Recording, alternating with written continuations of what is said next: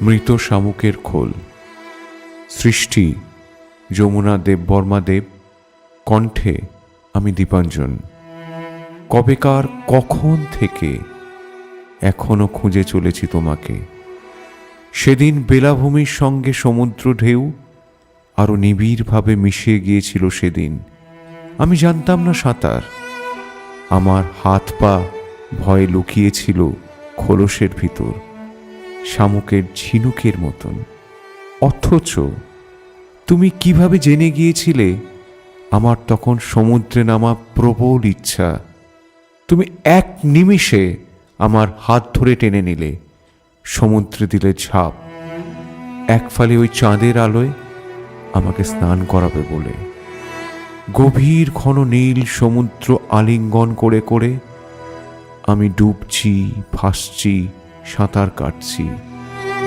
আমি আরো শক্ত করে ধরেছিলাম তোমার হাত সেদিন। কি রোমাঞ্চকর সত্যি!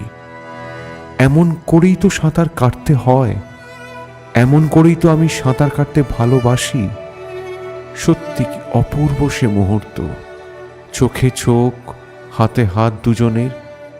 কিন্তু আচমকা হঠাৎ এক দানবীয় ঢেউ এসে ক্রমে গ্রাস করে নিয়ে গেল। সেই রাক্ষসে ঢেউ আমাদের। আমরা পরস্পরের থেকে বিচ্ছিন্ন হয়ে গেলাম এই বিশাল সমুদ্র মাঝে।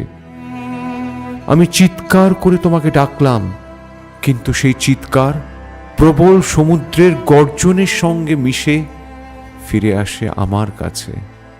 জানি না আমরা কে কোথায় হারিয়ে গেলাম। শুনেছি সমুদ্র নাকি সবকিছু ফিরিয়ে দেয়, কোনো কিছু রাখে না তার নিজের কাছে।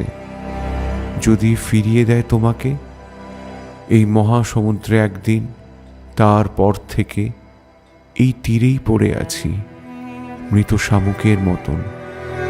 খোলসের ভিতর নোনা জলে বালি মিশে এখনো এখানে এইভাবেই পড়ে আছি।